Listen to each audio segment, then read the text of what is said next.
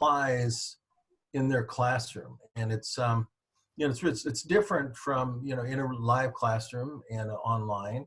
I've never taught online except for, you know, I'm just getting into this. I'm visiting lots of classrooms in the last couple weeks, but I've never actually taught whole courses online.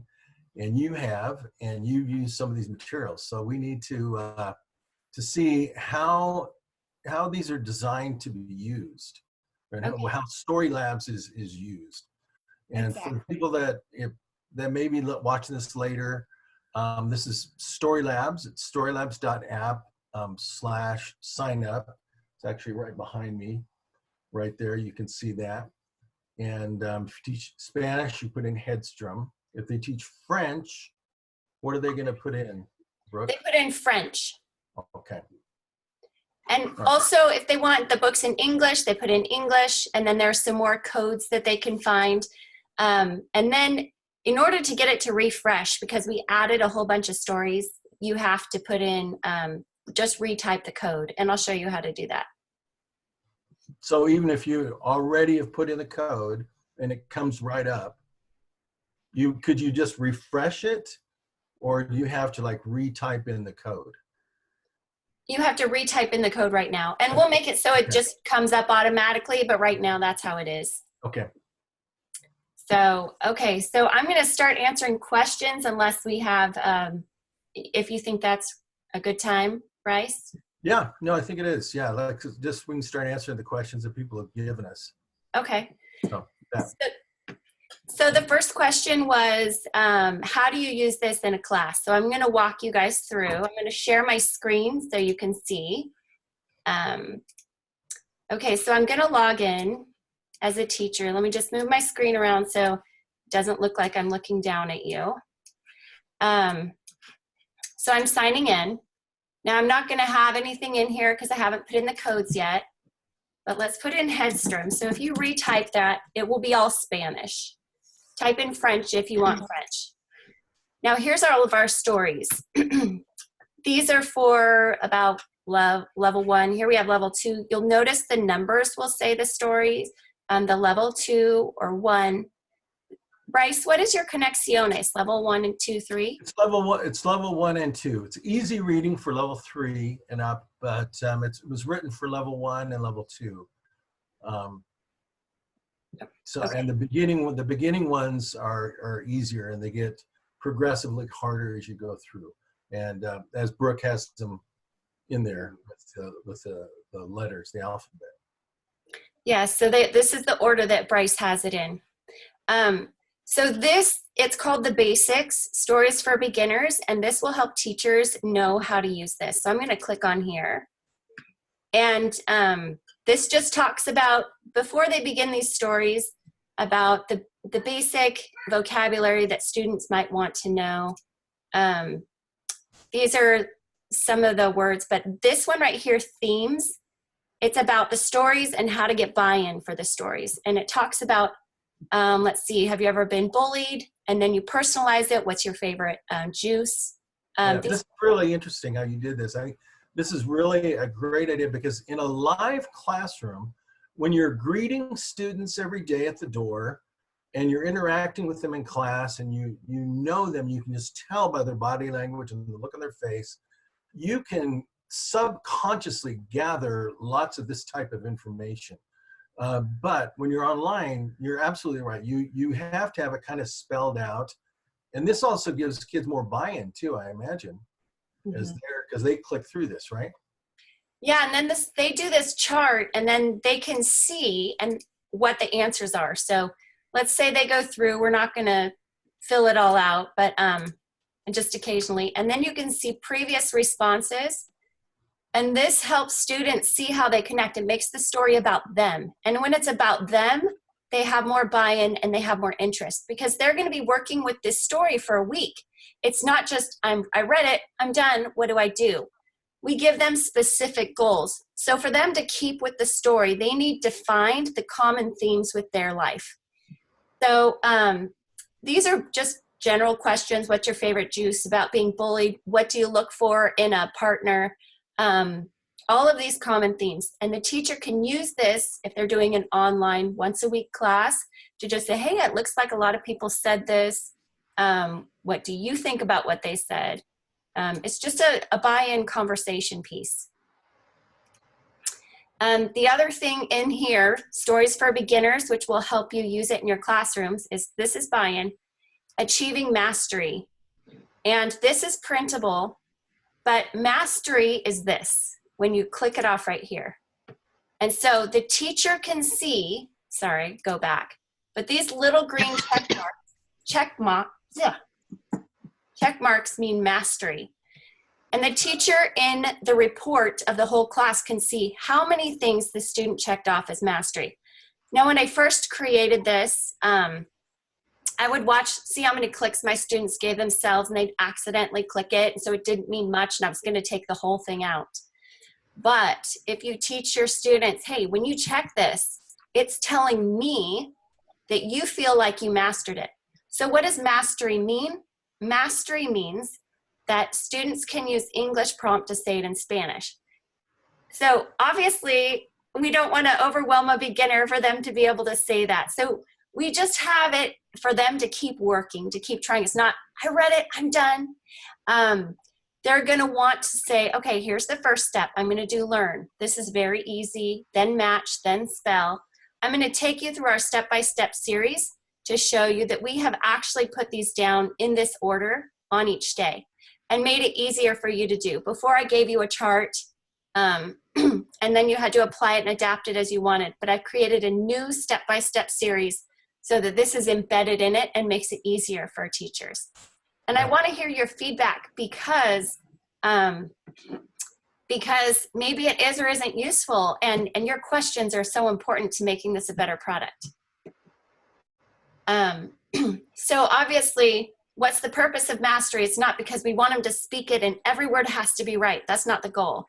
The goal is to keep them engaged with purpose. So it's not to grade them. It's for them to say, oh my goodness, I did this. I worked really hard. So we have showing you which edition of each one is in red. That means mastery. So that's when they would click the little green box right here. Mastery when just reading the story is you can have full comprehension when reading or listening. It means, hey, I get it. The first step is predicting with pictures. Second step, you can identify known words and even predict with that. Daily reading, listen and visualize, draw and listen. Just little steps to keep them engaged with variation. So you can review this when you go in. Brooke, a lot of this would be, excuse me, a lot of this would be, would this be assigned by teachers, or would this be self-paced and self-directed by the students? So for me, it was a conversation. And so I would say to my students, this is your goal. You can figure out how to get there. This is what's going to help you get there. And tell me what you liked and didn't like. And they will say to me, so I didn't like this and I didn't do this. And I say, well, okay, then how are you going to learn, for instance, vocabulary and grammar comprehension? This game on Textivate Jumble, you have to put the words in the right order. So it would be adjective after the noun. And they could use a prompt to figure it out. But I'll be like, okay, this is what I'm teaching you and you didn't like that activity. What are you going to do instead? So it's really making them say, hey, these are the things I'm giving you and why, so you could be accountable. And maybe that's a lot of work, but when you get students to really buy into this is for them, this is going to get them better, you could use this as a checkbox and say you have to do learn for 10 minutes, because next week you'll be able to see how many minutes each student spent on it. Right now, you can see total time and total mastery, and you can read the journals. I'll take you through that. But next week, you can see they spent on spell 5 minutes, and maybe they checked mastery.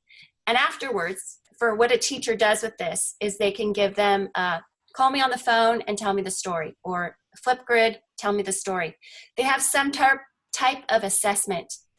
And with that assessment, they can say, oh, I failed it. Dang, I worked so hard. Okay, let's go back and see what you did and what you could do differently. And the students who ace it, you're like, good job. You did what you needed to do, what you knew you needed to do to get it done. So it's really an ability to follow up and teach them how to learn, in my opinion. Mm-hmm. Good. Okay. Okay. So this is the mastery. So I'm going to take you to the step-by-step stories. This is kind of, just so you know, this is a separate program, Text-Evate, and then we have Quizlet. And then these in yellow are Storylabs. These are embedded in Storylabs. And Storylabs, this is the story, the storyboard, and then the create your own story effort. So, okay, so let's go. I'm going to make my screen a little bit smaller so it functions better. So here is our step-by-step story.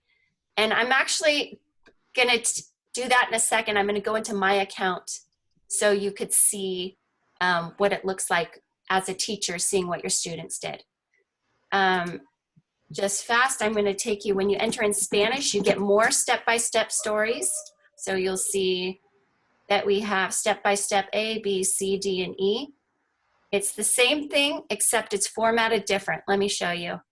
So we have day 1 is story comprehension, and it gives them instructions on how to do it. Oh, and it looks like I didn't refresh the screen, so we'll have to go into my account to see that.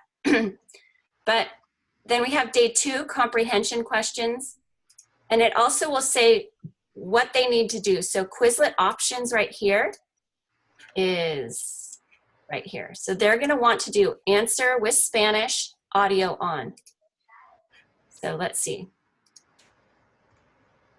How would they say this? This would be the mastery piece is when they get down here, but they would say grita.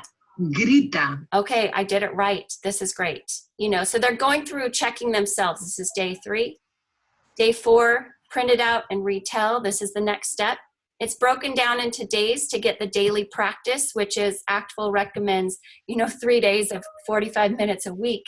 So it's at least trying to simulate that. So this is our step-by-step series with instructions embedded in. Any questions about that? No, I'm just following along, trying to understand how the program works. So this is great. Thank you. Okay. Okay, great. Okay, let me just move this over here. Okay. Okay, so now we have, I'd move this out of my way. We're going to log into my account so we can show accountability. Now, just a caveat, in my account, I have all of the teacher's guides that I purchased and use only with my class. These aren't publicly available, but I use Storylabs like a Google Drive because I can track student usage. Okay, so we're going to go down to classroom 5. This is just my niece and nephew and myself. And you'll notice that we have a usage report and a journal report. And the usage report shows that how much time they spent and how many things they marked mastered, and then their journals. This is journals. When you click on the name next week, probably later in the week, you will see a report of every single thing that they did per person. So that's exciting to me. I really, that's what I use the most, because I said, oh, kids didn't like this, they liked this, and I could refine the online learning better.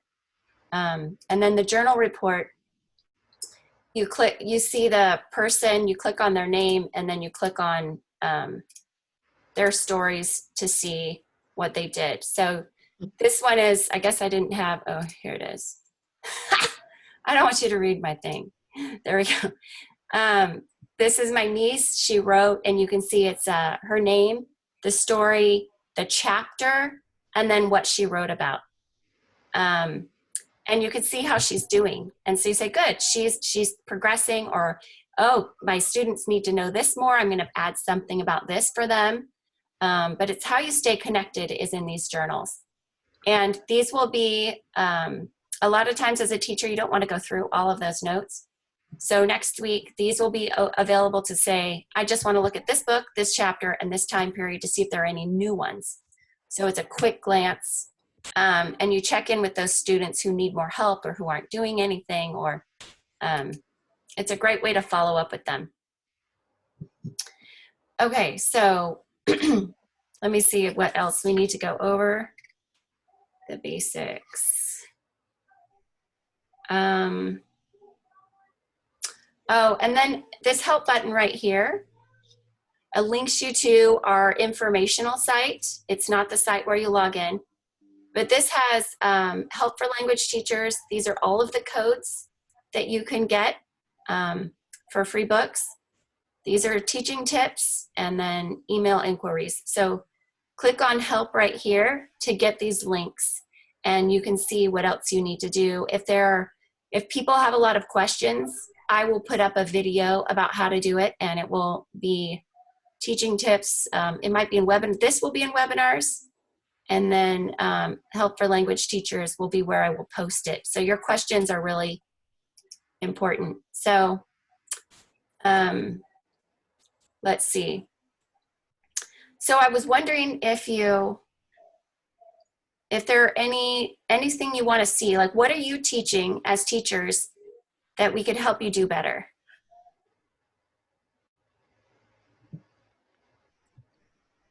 Well, I'm just interested in seeing what this looks like for a student when they first log on. So if they sign up, Okay. Where do they go? What do they choose?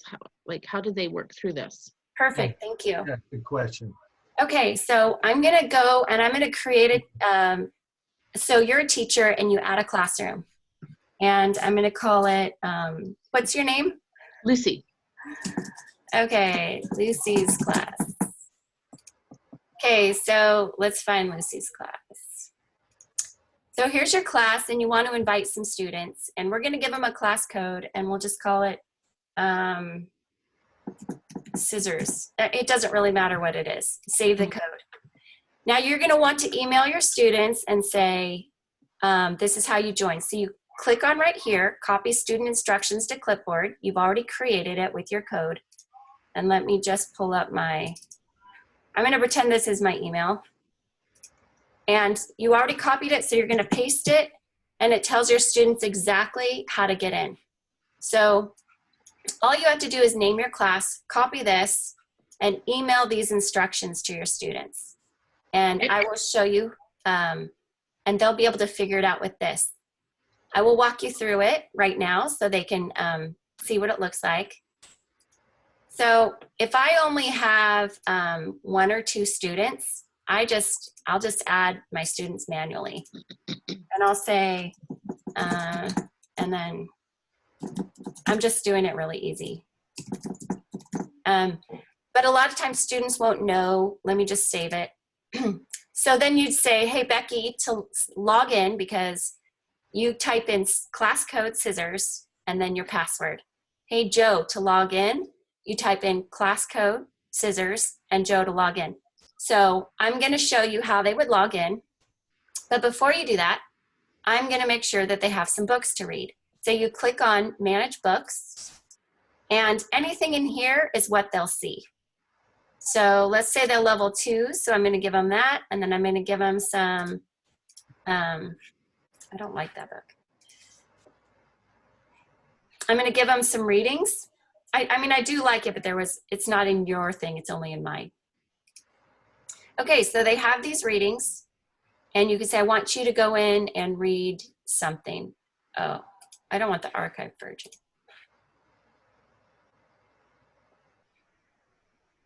Okay, so here are their readings. Now I'm gonna go be Joe, and I'm gonna sign up. Scissors and Joe. Let's log out. They're gonna go to this page. They're gonna type in their class code, scissors. And so you will have sent the class code to them by email or something? Yes, remember when I pasted it? So I'll do it again. But I copied to my clipboard. I named my class, and then I copied this whole thing. Let me show it to you. This is the class code. it's already embedded in here. You don't have to. It says scissors, and then it says scissors right here. So if you type it in for them already, now the purpose of them to go, this part, to sign up for Storylabs right here, is so that they create a memorable password. Maybe they have the same password for everything, and you won't have to manage it as much. They don't have to tell you what it is. So for students who, for your ease, they create their own. If you have 2 students, maybe you just make it their name. So if you Sorry, can I interrupt? So they create their password. Do you, because I just know they're going to forget or mistype, or so if they forget, do you have access to their password? You do. If you forget your password, email your teacher to remind you. So it shows up for me. Yes. Did you see where I put Joe and Mary? I did. I wasn't sure if that was, anyway. Yeah. I made it up. But if you give them this beginning part right here, yeah, they're creating their password, which you will see. Right. And okay. You can change. They could say, I forget what it is. Can you change it to my same one I use everywhere? I want it to be, you know, scissors too, or whatever. Got and it. So the teacher is in charge. The teacher can see all of the passwords. If a kid forgets their password, they say, I can't log on, I forget my password. You can give it to them because you have that recorded. Okay, thank you. Yeah. Okay. Now, if you created it for them, then you would just send them this. This is how I showed you right now. You go to sign in, type in scissors, and then the password. And that's just if you have a couple students and don't mind doing that. So, okay, shoot. Now, I think it was Joe. I'm going to log in. Now I'm Joe. My teacher said to go here to type in my class code right here and my password, which was Joe. And now he logs in and he sees all the books you want him to see. Now, if you change these books, then that's what he'll see. So every week you can make it different. You could leave it up, but you manage the books that they see. So he's going to click on Chupacabras and he needs to read it. Now, it's always good that we have the audio here because, and hopefully, you know, soon we have a long list of things we want to do to make life easier for teachers, is that if they spend the 5 minutes and 36 seconds that it takes to read this, it will be like checked off 100% so they can see. But right now it takes about 5 minutes for this to El chupacabras, el monstruo misterioso. So they would read it and then do the story. Now, if you remember that, sorry, let me take this off. And I'm so Brooke, sorry. Does it automatically check off? Like say they get all the way through the 5 minute, 36 seconds. Does it automatically check? Not yet. Okay. And one reason for that is we want them to read it every day. Right. So the ideal would be after the 5 minute, 36 seconds, it checks off, but then the next day it's blank and then it would check automatically. Yeah, that would be great. Yeah. That would be great. Yeah. So that's where we're going with it. And you know, Yeah. so we have big plans. Brooke, we have, this is a technical question right now. We have some more attendees that are watching apparently, but I don't see them on the screen and I don't know if they can interact. Do we need to do something to? Oh, yes. Now I'm allowing them to talk. Thank you, Okay, Bryce. there we go. Yeah, because I see Sylvia and Susan, La Profe. Yeah, okay. Thank you. Yes. Yeah. Let me know if that happens again. Okay. So this is what the student has. Now this is the notebook where they would type it. So in the Conexiones books, you'll notice that there's a quote here and what was interesting about it to you. These are reflections that Bryce has created in his book, Reading Reflections. Is that what it's called, Bryce? Yeah, that's a section. It's a section of reading reflections. It's I forget the name of my own book. It's reading comprehension checks. Meaningful comprehension checks. Yes, that's what it is. The name of the book. Yeah. Okay. Okay, so let's see. So they would type in here and the teacher could see it. And if they have problems, we've had access to some student journals just from the back end. We're, making sure that it works. And so we've seen that students will mark that, hey, I only understood about 20% of the story. And then I went to the vocabulary. And even though it's set up as a game, let me see. Where is it? Kainas. Set as a game, they're still getting it. They're getting the image. It's like doing the gestures that you do to teach the vocabulary before. You want that repetition. You want the listening. So here's the listening part to keep the image with it. This is why in the remember in the basics, this smart online thing about the steps through the Quizlet sets, and the first one we do. I'm going to take you through that just so you can see how learning is built upon itself. So the first thing that students might want to do is learn, and to get the most out of it, it's nice to have it answer with photos so you can hear the Spanish. And I don't like these. I turn the audio on. Texas. Leyenda. So again, image, sound. So they're getting this. They're like, oh, which one would that be? Oh, good. Cueva. Cueva. So Noche. Personalized learning at their own level. They can see how much they've done. Marking progress is really good. So that's number one on this smart online learning goals. And then they could do matching. This is the gamification. Again, for acquisition, we want engaging repetition to get it in. So gamification really, really helps with this. One thing that this sound thing does, it reproduces in a sense how a classroom actually functions, where the students are hearing the language from the teacher all the time as you're checking for comprehension. In a situation like this, it could be detrimental if students don't hear the language enough, and they will start making up their own pronunciation for things if they're only reading it. I'm really figuring this out on a personal level right now. I'm learning Russian, and I'm getting a lot more reading in than listening. And the way I imagine the word sound in my head is not accurate, and so that's a real problem when you don't get enough auditory input. So what this is doing is helping students get auditory input that matches exactly what they're acquiring. So this is it's a great feature for. Sorry, can I interrupt? Do you mind? You bet, yeah. The Quizlet vocabulary, so we're on this right now. Are students going down to the bottom right corner and managing themselves, choose a study mode, and they go through the different modes? Is that? So are they being directed to, like, do I have to explain, turn the audio on, or just images? And so what originally, that's how I do it to mine. They have it spelled out. I'll take you back to the beginning. I don't know if you were here, but we have a step-by-step series where they don't have to manage it. Now, the problem with that is it looked like clutter, or teachers are like, I don't want them to do that. I don't want them to, they don't need to do this.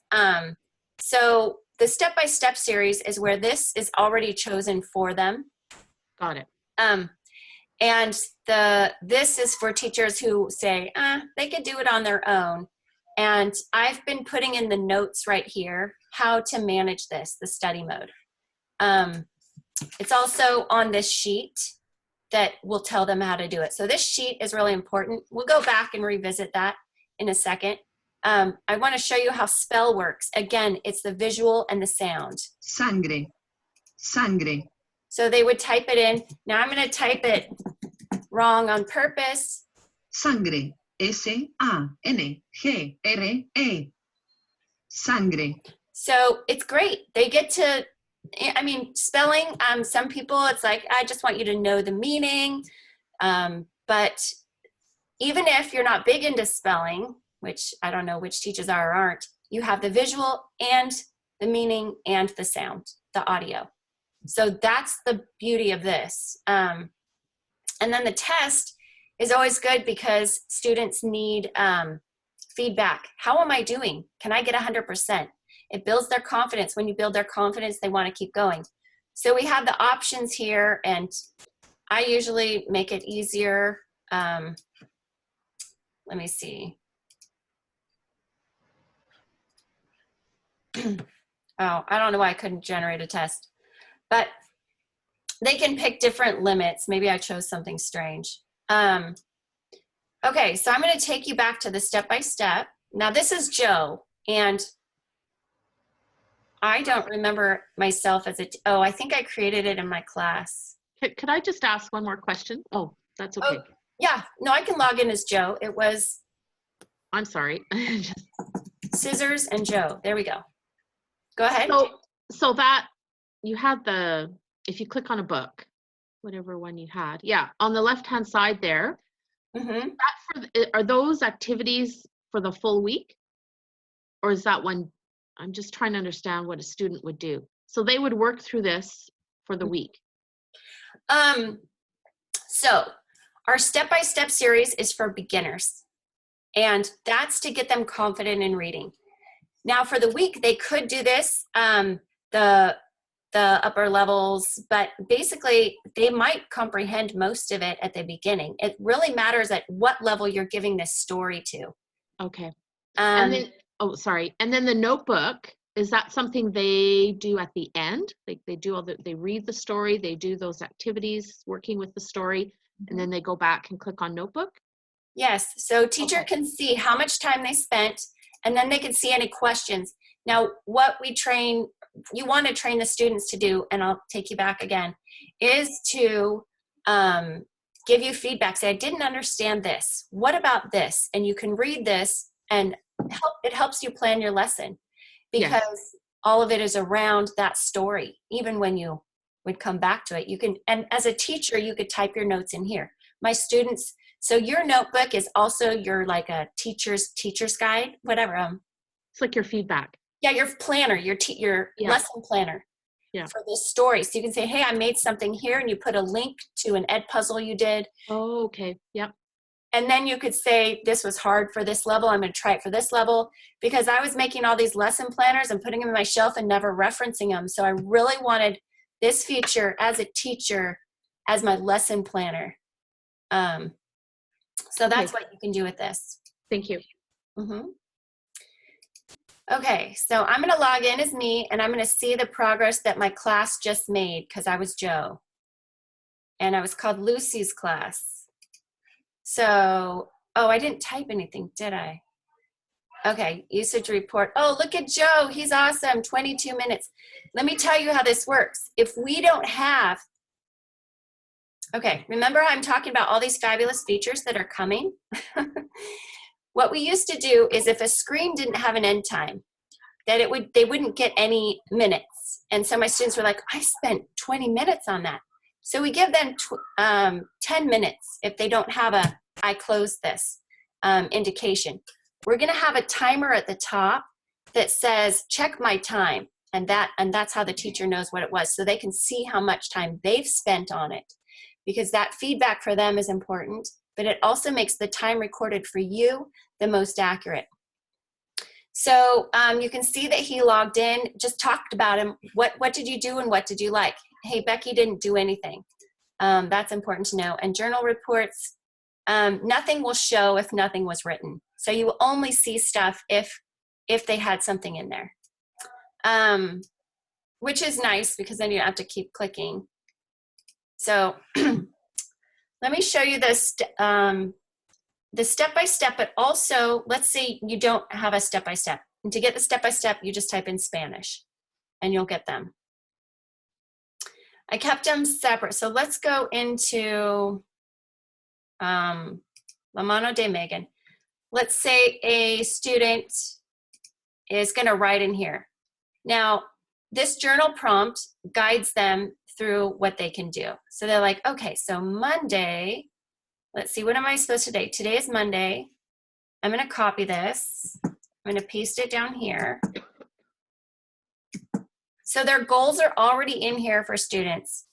And they need to, these little marks right here, it will help them do it. This isn't a step-by-step book, but it So guides what's in them. this box is what the students will see. Is that What? correct? What's in the box there is what the students will see when they Yes. log. Okay. It's a guide for them on how to use it. And this is this, let me show you how it's been embedded into this step-by-step series. So they would say, and students are using it like this. It's pretty exciting. They say, oh, I got 20%. They're reading this and learning how to learn.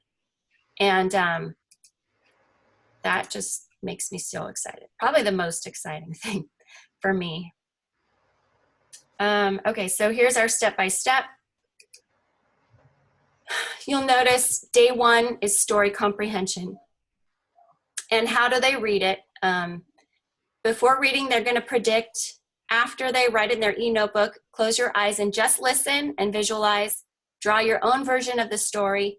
Once again, the goal is engaging repetition. So you have to vary the how they get it and the activities that they do.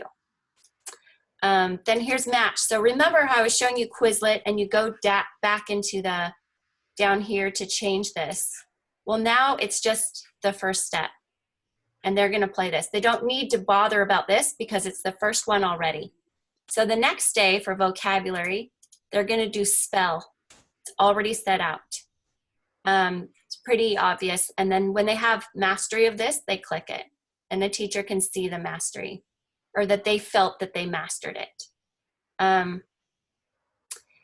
And so story retell, question asking, and then my story. And my story is pretty fun. This is the list that they can print out to write their story.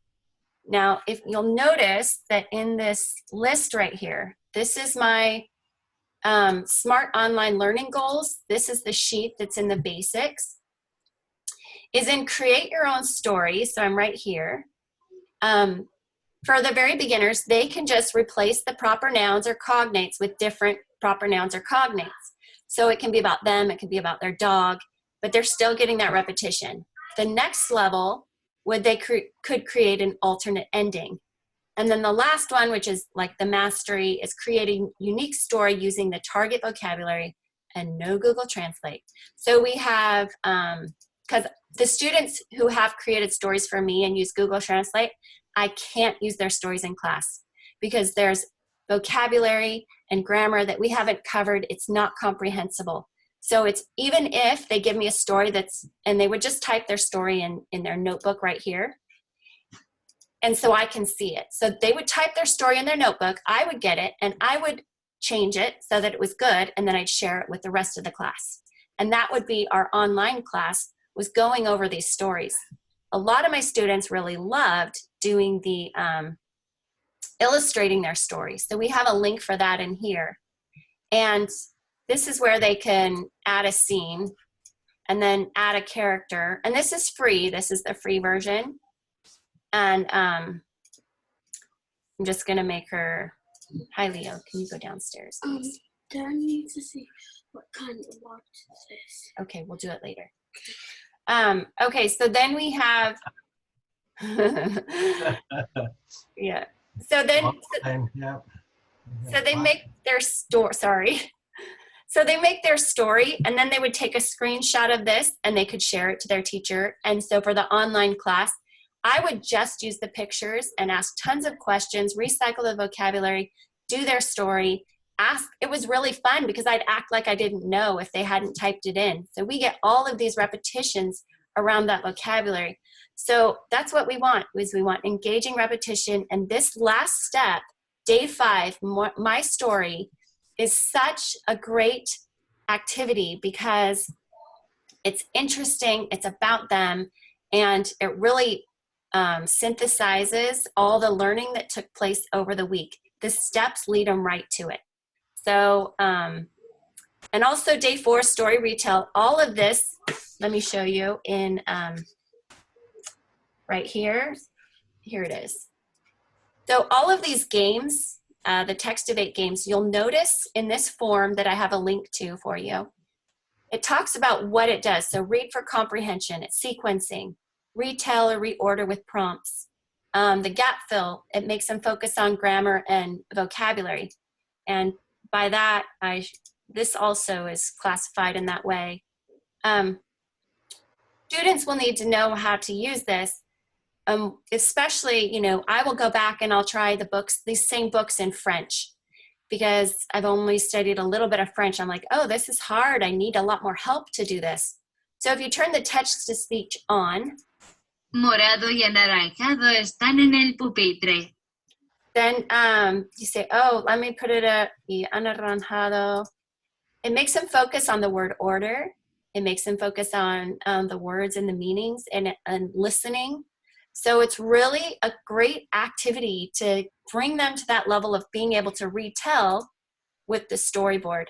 Now, also in this sheet, you'll notice that the storyboard, you use it in 4 different ways. So the first way is to predict what the story will be about. They could look at it and say, oh, that's happening here. And then for my students who aren't at the level of retelling it, some are right away, but because they're maybe level 1 or level 2, I say just point to a picture and see if you can come up with 1 word. And I'm like, that's great. Make sure to celebrate. And then a short phrase for the picture, and then complete sentences not memorized in their own words. And this demonstrates mastery. So they would click on the green arrow to show their teacher that they have mastered it. Oops, where did it go? According to the mastery chart that I gave you. And let me just show you where the mastery chart is for anybody who's looking. Well, it's on the website.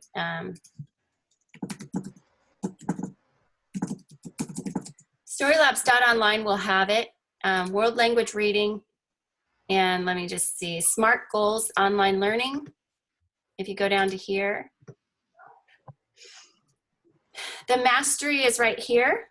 And then the printable is right here. This is you can copy the Google form, and this is, you can download it. So it'll just show up for you. You could give it to your students or alter it. And that's why I gave you guys the link, is so if you say, I only like this one, you can change it for your preferences. I have to ask a question. Yeah. So for any particular story, the activities that are on the left-hand side, are they pre-populated activities, or is that something that the teacher has to go in and populate? So for example, I loaded up La Llorona, and I see that it already has activities on the side. Is that set, or can we add more? Okay, so great question. It's set, but if you notice this share resources form right here, if you create something, we want to put it on there so all other teachers can use it. If it's just for your students, you'll have to do that separately for them. But if you make something, we want to put it on, and then the shared resources responses, anything in blue is only for teachers. So teachers can see this stuff. Obviously the answers, you don't want your students to see the answers, so that's in blue. But you can say, what is this story for? And then students can go here. But when you submit something, I get notified, and I would put it up here so that all teachers can use it. Now this is really important for this cultural nonfiction pieces, because there's probably YouTube videos. Here we have a YouTube video, so that students can really experience it. Now you could take this video and you could make an ed puzzle, or you could make something else with the vocabulary you see, and really expand this and make it a rich cultural experience, because there's so many resources out there.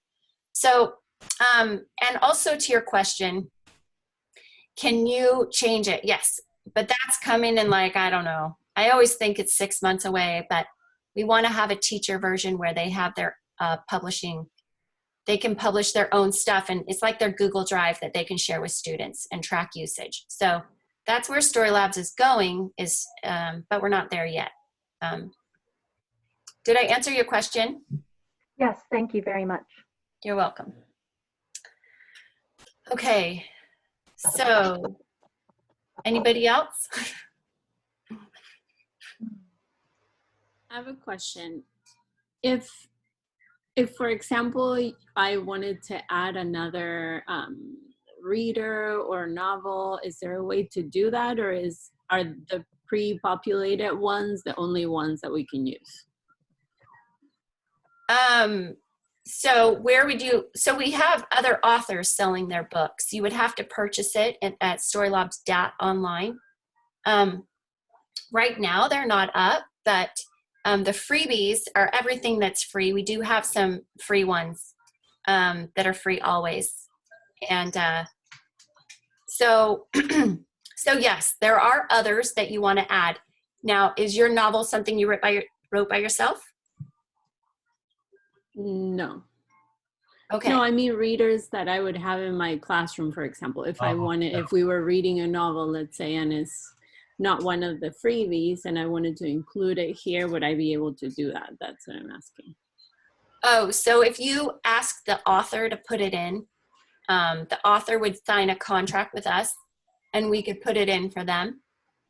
And so that's how that works. The independent authors are in charge of deciding if they want to distribute their material on Storylabs. And if you had a publishing account with us, later on down the road, we can talk about that. But typically, it would be just like your own created materials.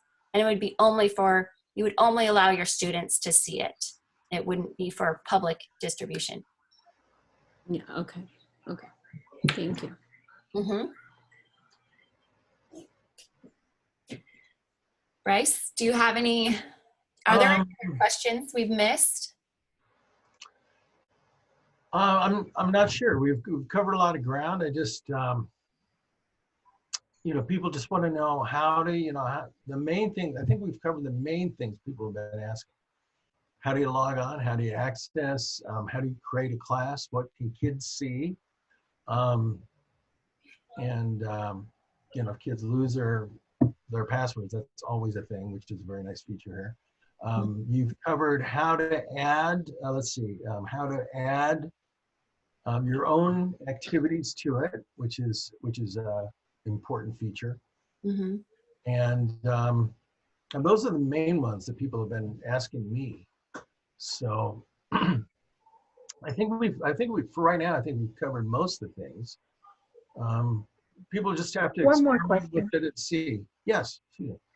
And that is, when you are looking at the report of student use at the end of the week, is there a way to export that or print that out or somehow get that information out of Storylabs into something else, you know? Yes, that not yet, but that's coming. We definitely need the export feature. And so, yes, not right now, but it's coming along with everything else. And yeah, that's a top priority. Could I ask a couple basic questions, please? Just in terms of startup. So when a student, they sign up, they get the email with the instructions on how to sign up. What information is required from the student to participate in Storylab? Like what privacy information? Do they provide they must provide an email, I imagine, no? Or nope, there's no email provided, and that's so that we are compliant with COPPA, the Student Privacy Child Protection Privacy Act. We actually have an A+ rating from, let me see if I can pull it up somewhere. Well, I pulled it up in the last one, but iKeepSafe.org. They're the ones who give you a certificate. And let me just share my screen to show you. We have already been reviewed by them. Let's go there. iKeepSafe.org. And the certificate we're in the middle of getting is the California Student Privacy Certified. So they've already reviewed us on our technical side and our content side, and they gave us an A+ rating. It's just a matter of there's a couple things we need to fill out and get it out. And then they'll put their seal, their certificate on our website. So that's why we don't, we have our logins like we do, is because we do not collect any student information. But Perfect. This is the certificate that we're getting. And if you're, I have been emailed by the tech people of the districts, certain districts, saying, what's your certificate thing? And I've said, hey, we're in the middle of getting it and here's our A+. So, and we collect no emails. Okay. Second question. Just is there a short video for students just going through the steps so they signed in, and then is there something to show them how to work through the program? Or is it just so obvious for them? I just worry that some might not know how to start. Yeah, so here in Storylabs.online, we have student instructions. Okay. And this is, I'll add that of how to start. And that's good feedback from you because, okay, so this is just how to sign on. Follow the URL, enter your name, and create a password. And then this is for teachers. But how to use the program, I know how I use it. And I needed to hear from other teachers. Are they going to use it the same way? Or are they going to adapt it? So I will create a video and put it on to guide students. But hopefully they won't need the video. And actually, with the step-by-step series. Yes. So the thing with my students is, before I knew anything about Textivate, like I could barely figure out how to create it. And I went in and I'm like, hey guys, go to town. And they'd sit in computer lab and I would go and watch them to, number one, see if, well, first I didn't know how to do the games, but I was watching them. They could figure it out like that. They had no problem. And second of all, I wanted to see what they were doing, if it was actually learning. And then I wanted to take them back to my class and measure their progress, if they'd gotten better. And what I found was that my favorite part is, yes, I believe they got better because it was so focused just for them. But I love that they came back with so much more confidence, because before I'd see them once a week and they'd be like, I don't speak Spanish. And I'd be like, okay, well, and they come back to class and they'd be like listening and their eyes were on me and they're like, oh, I heard this week. I did this before. So another thing for students, beginners on how to use it is I'm sorry, I have a quick question. Yeah. Textivate? I've never heard of that. It's embedded in our program. Oh, And, yeah, so all of them, when it says games, it's right here. Let me see. So right here it says games.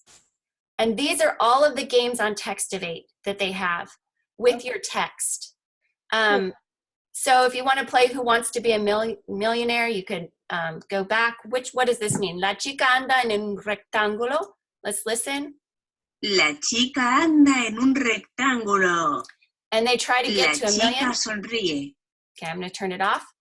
But this works with your text, with text-to-speech, and it just gets the gamification going for that repetition. So to teach students how to do it, I'll put a video in this. It's called The Basics, Stories for Beginner 1. And this sheet right here that I've been talking about, right here, that you have a link to, these are all Textivate games. And it kind of helps the teacher understand, what is this game helping them do? So I really like where is it? Let me go back. Jumble, I say this is like vocabulary and grammar. Well, this is an English translation. Typically it doesn't. But this is for such beginners. And you want to put it in switch. So obviously this isn't easy. Make sure you look at the the options down here. It could make a big difference for the students. So let's do a step-by-step and see where students might have an issue. I think by saying day 1, day 3, day 4, day 5, and taking them, now these are the goals too for them. So what's their goal on day 1 is to just try and understand the story. It's not like you're not trying to do all of this stuff. Day 2, answering questions about the story. Now, I had a student and he's like, I know the story. I can say the story. But the quiz that I gave in class, the dad said, you know, he wasn't there on those days because my students, they all know how to answer questions because I've had them for a while. And he said he didn't get the question part. So learning how to ask and answer questions is a huge part of this. That's the communication piece you're going to use in cultures. So the comprehension questions is the goal for the next day, being able to ask those questions. The third day, the goal is to be able to retell the story and remember the different levels. You can say one word with the picture. You can say a phrase. You can say the whole sentence in your own words, not memorized. And then you have my story, and this is the shining moment. So we have the steps, we have the goals, and then we have the enabling piece that will get you to reach that goal. So if you click on here, wait, let me see. So play until you can cut your time in half. We have a micro goal. So whatever their time is here, they'll see it, and they're gonna try and cut that time in half. And then they note in their notebook to their teacher and say, this was my best time. And they get somebody to see it and they say, oh, good. I got, 6.8 seconds. And then the teacher will see what they got and say, hey, in class, I'd like to congratulate Mark because Mark got the best time. And just that little shout out to them, it works wonders. I used to bring like stickers and be like, hey, you got the sticker for the best time. And they're all, or I had brought little stamps. This was when I could see them in person. But just a recognition does a lot for them. So another thing, make sure that you answer with English because you want to hear the audio. And then it will become the activity it can be. So, el pelo de sonrisa, guapo, mira a la chica y ve el pelo de la chica. So we have comprehension down here, we have listening, and we have reading up here. And that's for the learned story. Now, a lot of the students will look at the length of the sentence. And they'll be like, oh, I get it because it was this long and this sentence was this long. And I was like, I wonder if this is useful. But it is because you're building their success. They heard the sentence again. They're getting the repetition. And they're trying to figure it out. They're trying to understand a foreign language. So, and then again, you have the feedback. How are they doing? What are they doing good at? And that's big. Any other questions?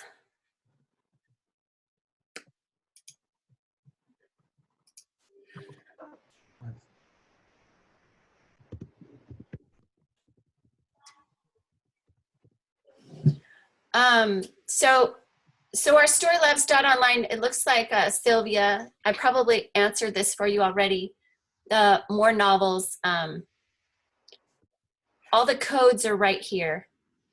And then the store will be coming soon. We're working with the freebies right now, but if you go to Storylabs.online, you click on freebies right here. And then you'll see these are all the books that are included with Headstrom. Remember, retyping the book code into your account will give you access to new editions. So even if you typed this in 3 weeks ago, type it in again so that you can get the new books. These are what's included in French. Oops. So this is a subscription to all the current events articles. It's awesome. These are ones in different languages. I recommend these for the language teachers because it will help you remember, oh my goodness, I need so much repetition to get this. So do Chinese, Korean, French. Latin's a different setup. And then we have the ones in English.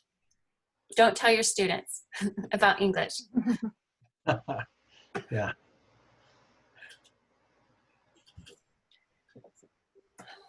Okay, I think we're good. Yeah, I think just keep experimenting with it. Keep letting us know what are the parts that you're wondering about or how it can be improved, and or how we could explain it better to you. So appreciate your time, especially on this Easter weekend. I know it's kind of a a busy time for everybody, maybe making preparations. So appreciate you being here. Okay. Thank you. And All right. Bryce, where are All right, you thanks. going to post this video? Oh, I will post it. We'll see. Yeah. Well, I will Okay. post it on my website. So, and then Okay. Bryce can post it where he feels it's best to post it. You know. and yeah, if we could edit out the first few minutes when we were experimenting and setting up. I'm so sorry. What is your website? It's storylabs.online. Okay, perfect. I thought so, but I just wanted to check. Yep. Thank you so much. Appreciate it. welcome. All right. Thank you.